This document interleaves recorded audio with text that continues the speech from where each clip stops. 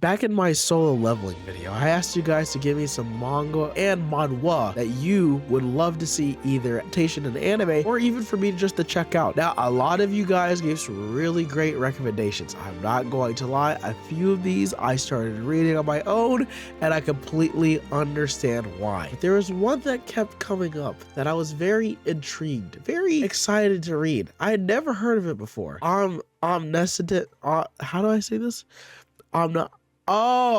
Omniscient Reader's Viewpoint. Unironically, this series is starting to really remind me of Solo Leveling, but I'll get into a different story. Kim Dokja, a typical office worker who spends most of his free time reading his favorite web novel, 3 Ways to Survive the Apocalypse. However, while on his way home, he finishes reading the web novel, but as soon as he finishes, the train stops. Everything comes to a halt. Then a mysterious figure comes out of this portal to tell him that he has to play a game. Kim, realizing this, he looks to his phone to see that the novel that he was reading has come to reality. And as far as he knows it, he is the only one who truly knows how this world will end. Kim Dokja sets off to figure out and find out how is he going to save the world. Now, I will say this. The concept for Omniscient Reader's Viewpoint is something that we have seen before. And you guessed it, I said earlier, it's a lot like Solo Leveling. I know I've talked about it before and I keep repeating myself, but a lot of it is really similar. The way that both of the characters are very, well, I would say timid and quiet. They're going to turn into these absolutely crazy super bosses. Also are really connected in a way that I would say with how the gaming system is. It seems like that nowadays a lot of the Korean Manhwa have decided to go on a path of taking the games into the real world, which is something that I always find very unique. But the reason why Omniscient Reader's Viewpoint does it in such a unique way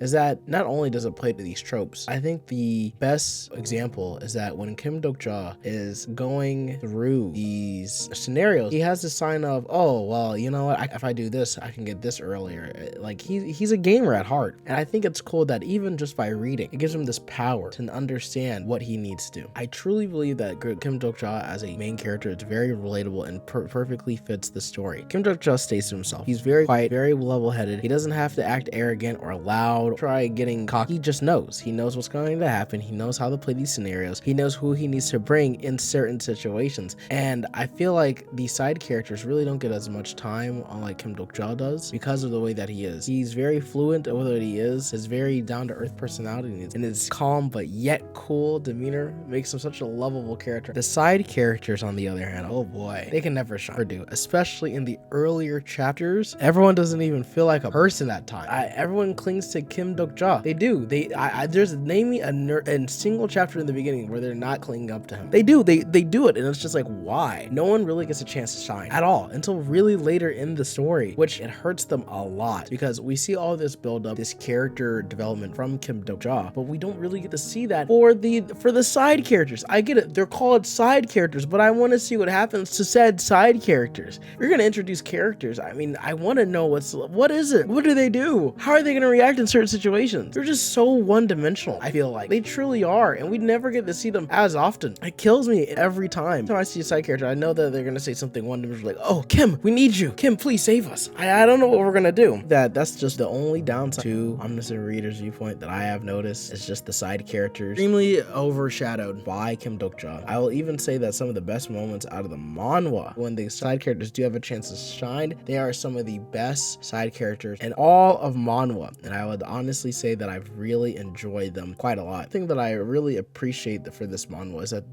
there's not that overly sexualization of women in general. There's nothing like that at all. I mean, we have, no one's being forced as a love interest. It's really nice and it complements the series a lot. I just wish we really had a really great overpowered character though that was also could rival Kim Dokja in this sense. Oh wait, I completely forgot about her. We do. Soo Young Han. I love Han. She's amazing. She's actually one of my favorite characters. Her design, sick. Her attitude towards every scenario. She's a hothead. Her powers are badass. There's not much I could say. Even her cockiness. You mix that together, you get Han Sung-young, and she feels more like a sibling to Kim Dokja than a side character, I would say. She's an absolutely memorable character, and I am so grateful for her inclusion in the story. Now, it's finally time to talk about my other favorite character in Omniscient Reader's Viewpoint. But But before I do that, I want to tell you guys that I'm going to be going into spoilers, so if you have yet to read Omniscient Reader's Viewpoint, go on ahead, click off this video. But we are going to be talking about my favorite, the buff, the tough, the other protagonist to this story, Yoo Jong-wook. If you've read this story, you know that he's the original main character of this story. The person who can travel back into the past after he dies with his regression ability,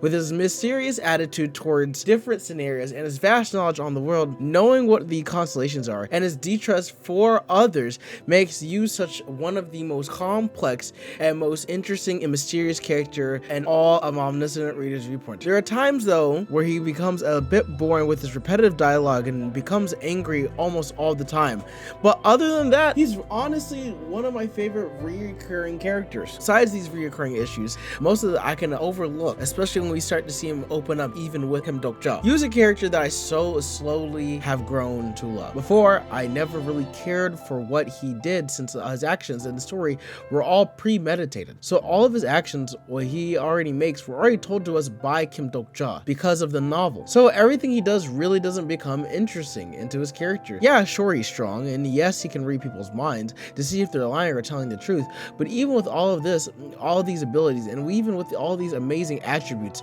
I just found him boring, especially in the beginning. I really wanted his kid to like his character. I mean, he's the original main character, and he's an edgelord. What's there not to like of him? But his character, especially in the beginning, there felt as if there was no depth to him. Especially, we knew that he was the main character, but that's all we knew of him. We knew that this was his third regression ability, but that's all we knew of him. He becomes, I would truly say that we don't really get change in him until the script starts flipping on its head. Then he starts having trust in people that he didn't before, Kim and Yoo. But even with that, it kind of falls flat when you realize that most of this feels like an act. But I'm getting ahead of myself. But I cannot excuse for how long this took. I understand that this is Kim Dok-ja's story, but Yoo is in quite a lot of chapters, and seeing how he really never changes until around chapter 100, when the story starts to change on its head, it really gives him not a lot of personality. I didn't really like it whatsoever, since he is the main character of the original novel. It doesn't make sense to me personally why you would have your main character turn into this one-dimensional. I want to understand why Yoo does the things that he does. I want to understand what the reasoning behind what he's doing. I just feel like that the best way they could have handled it is that if he's supposed to become one of the main characters,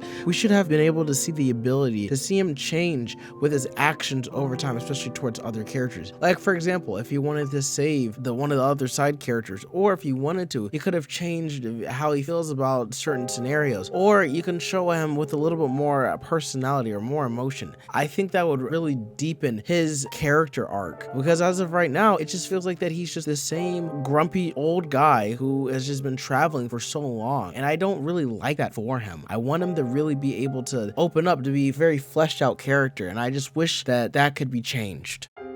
Even with all of this, Omniscient Reader's Viewpoint is a wonderful manhwa. After reading and catching up, I can finally understand why it's so popular. At times though, I'll be honest, it does kind of feel like a drag, especially in the beginning. Yes, I understand it's for Kim Dok-ja to better flesh him out and also to have him become a more relatable character, especially in the future. And I'm actually honestly grateful for that. Having Kim Dok-ja focused moments works way better than, truth be told, having a lot of the other characters have a lot of the screen time, especially in the beginning. I am pretty glad that the story is a lot slower paced instead of having side characters, have as many moments in the beginning, because if not, then it really wouldn't become as main focus as it needs to be for Kim Dok-ja and the importance that he plays into the story. So, you know what? I'll give it to them. I'm grateful for how slow it is. The only thing that I really do believe that could be probably worked a little better is that if we had just a tiny bit of more time given to the side characters. Heck, if they want to have like a epilogue, or if they want to even make a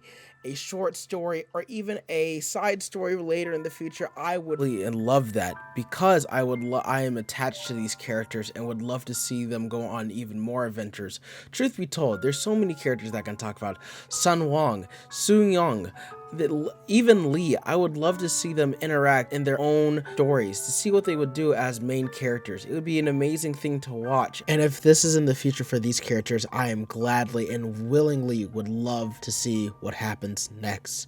Omniscient Reader's Viewpoint has been my favorite thing to read this year, and I can't wait to see what happens next for this series. On that note, it has been a pleasure talking about this in series, and I can't wait to see what happens next for the Revolutionary.